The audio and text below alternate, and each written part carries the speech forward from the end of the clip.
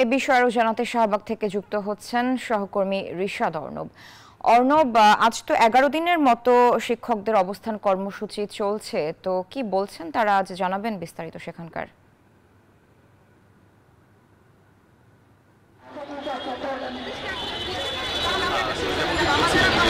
আজ কিন্তু তাদের যে অবস্থান কর্মসূচি 11 দিন পার হতে যাচ্ছে। তারা মূলত যে দাবিটি নিয়ে আসছে যে তৃতীয় ধাপের যে প্রাথমিক বিদ্যালয়ের সহকারী শিক্ষকদের যে নিয়োগ সুপারিশপ্রাপ্ত হয়েছিল, সেই সুপারিশপ্রাপ্তটি কিন্তু তাদের এখন বাতিল করা হয়েছে।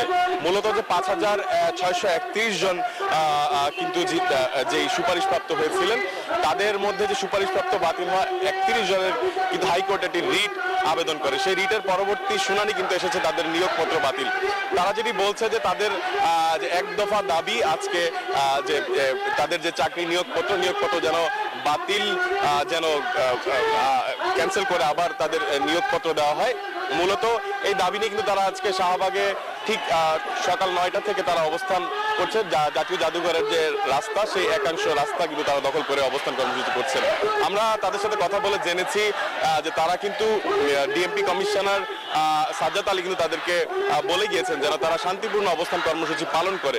তারপরও কিন্তু আমরা তাদের সাথে কথা বলে দেখেছি যে তারা যতটুকু বলছে তারা সড়ক অবরোধ করতে চায় না, কিন্তু তাদের দাবি যদি না মানা হয় তাহলে তারা শাহবাগের যে রাজপথ, সেই রাজপথ কিন্তু তারা দখল করবে বলে তারা জানিয়েছেন।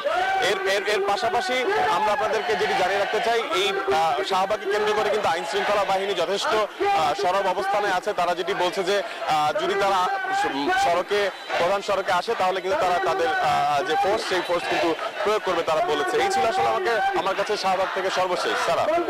অর্ণব, আপনাকে ধন্যবাদ।